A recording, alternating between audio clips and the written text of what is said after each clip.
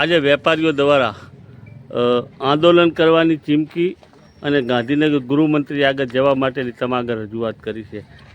શું વેપારીઓની તકલીફ છે? બસ વેપારીઓની તકલીફ તો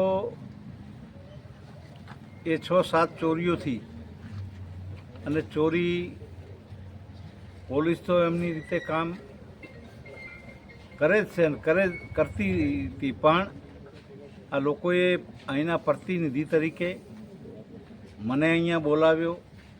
મેં પણ એમની પૂરેપૂરી રજૂઆત સાંભળી અને અહીંના ડીવાયએસપી સાહેબ હકીકતમાં બહુ જ પ્રમાણિક અને નિષ્ઠાવાન છે.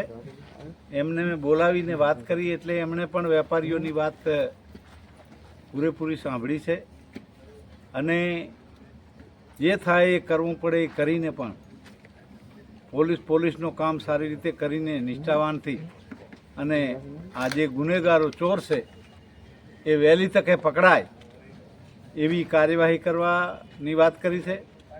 અને વેપારીઓની બીજી એક ફરિયાદ હતી કે અમારી જે ખરેખર સાચી ચોરી થઈ હોય પણ પોલીસ ફરિયાદ લેતી નથી, તો એ પણ એમણે વાત કરી કે ભાઈ હું અહીંયા ડીવાયએસપી તરીકે છું, એમએલએ તરીકે મેં પણ વાત કરી કે ભાઈ જ્યાં કાંઈ નાના મોટી તકલીફો તમારી હોય એ મને પણ તમે વાત કરી શકો છો. હું પણ પોલીસમાં જ્યાં કહેવાનું હશે ઉપર સુધી વાત કરીને તમને ન્યાય મળે એવી વહેલી તકે અમે કોશિશ કરશું. અને આ ચોરીઓથી એ ખૂબ જ દુઃખદ ઘટના છે અને એ પણ પોલીસ પણ એમાં સતત લાગેલી છે.